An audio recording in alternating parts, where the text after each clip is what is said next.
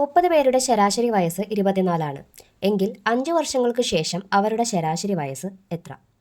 അപ്പം നോർമൽ മെത്തേഡിൽ നമ്മൾ എങ്ങനെ കണ്ടുപിടിക്കും? 30 പേരുടെ ഇപ്പോഴത്തെ വയസ്സ് കണ്ടുപിടിക്കും. പിന്നെ 5 വർഷത്തിന് ശേഷമുള്ള അവരുടെ ആകെ വയസ്സ് കണ്ടുപിടിക്കും.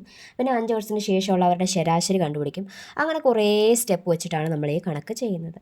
ഇതൊന്നും വേണ്ട, നമുക്ക് സിമ്പിളായിട്ട് ഇത് ഒരൊറ്റ സ്റ്റെപ്പിൽ ഈ ഒരു ആൻസർ കിട്ടും. എങ്ങനെയാണെന്നല്ലേ? അപ്പം നമുക്ക് 5 വർഷത്തിന് ശേഷമുള്ള അവരുടെ എന്താണ് കണ്ടുപിടിക്കേണ്ടത്? ശരാശരി വയസ്സല്ലേ? 5 വർഷത്തിന് ശേഷമുള്ള എന്താണ് കണ്ടുപിടിക്കേണ്ടത്? ശരാശരി വയസ്സാണ് കണ്ടുപിടിക്കേണ്ടത്. ഓക്കെ ആണല്ലോ? ഇങ്ങനെ കണ്ടുപിടിക്കാൻ വേണ്ടിയിട്ട് ഒരൊറ്റ കാര്യം മാത്രം ചെയ്താൽ മതി. എന്താണെന്നല്ലേ? എന്താണെന്ന് ചോദിച്ചു കഴിഞ്ഞാൽ, ഇപ്പോൾ അവരുടെ ശരാശരി എത്ര തന്നിട്ടുണ്ട്? 30 പേരുടെ ശരാശരി ഇപ്പോൾ എത്രയാണ്? 24. അപ്പം ഇപ്പോഴത്തെ ശരാശരി 24. അതിൻ്റെ കൂടെ എത്രയാണോ വർഷം, ആ വർഷം അങ്ങോട്ട് കൂട്ടി വെച്ച് കഴിഞ്ഞാൽ നമുക്ക് എന്ത് കിട്ടും?